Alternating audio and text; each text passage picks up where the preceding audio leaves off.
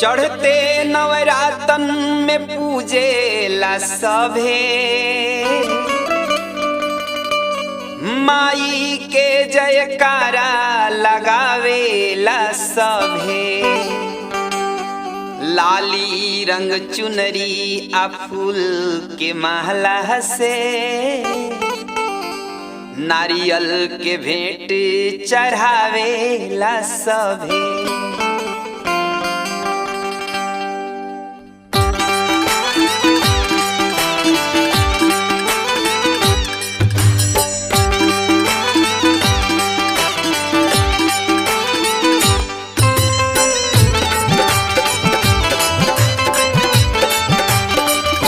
Music by RK एनके राजा। बेली चमेली जूही चंपा Kanerva मलिनिया रे। बेली चमेली जूही चंपा कनेरवा मलिनिया रे। बनई तू राहुल के हार मोर मलिनिया रे।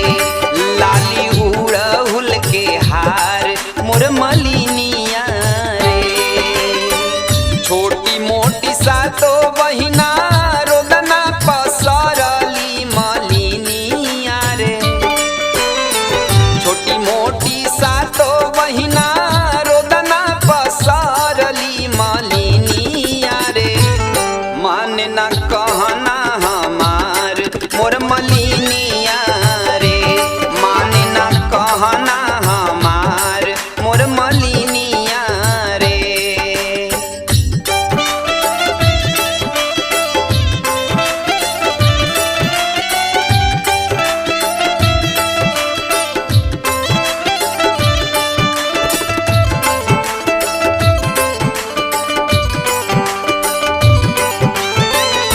म्यूजिक बाय आरके एनके राजा।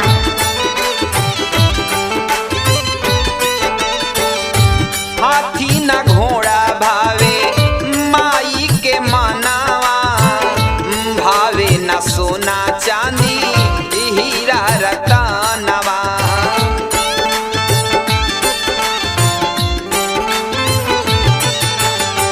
नवरात्र के समय बा भक्त मालिन से हाथ जोड़ के कहता, मालिन के मनावता।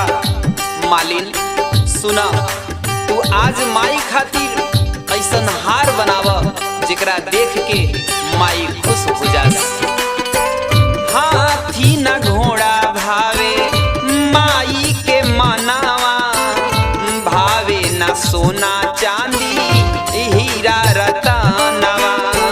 मनहु ना भावे माई के महल अटरिया मलिनिया रे।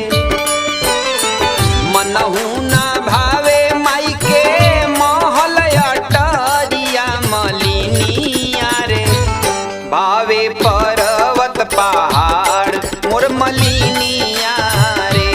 भावे पर्वत पहाड़ मोर मलिनिया रे।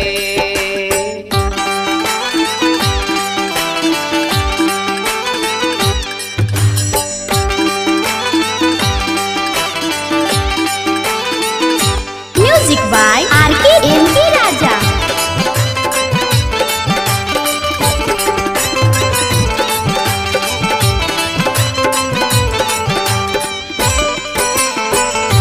हाथे चंगैया सिर पर फूल के दौरिया।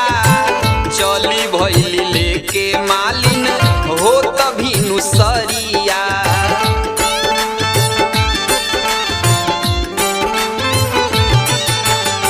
भक्त के विनती कैला से मालिन तरह तरह के फूल लोढ़े खातिर चल देवतारी। मालिन माई के ऐसन न हार बनौली कि सभे देवी देवता देख के अचरज करे लागल लोग। हाथे चंगैया सिर पर फूल के दौरिया। चली भैली लेके मालिन हो तभी नुसरी।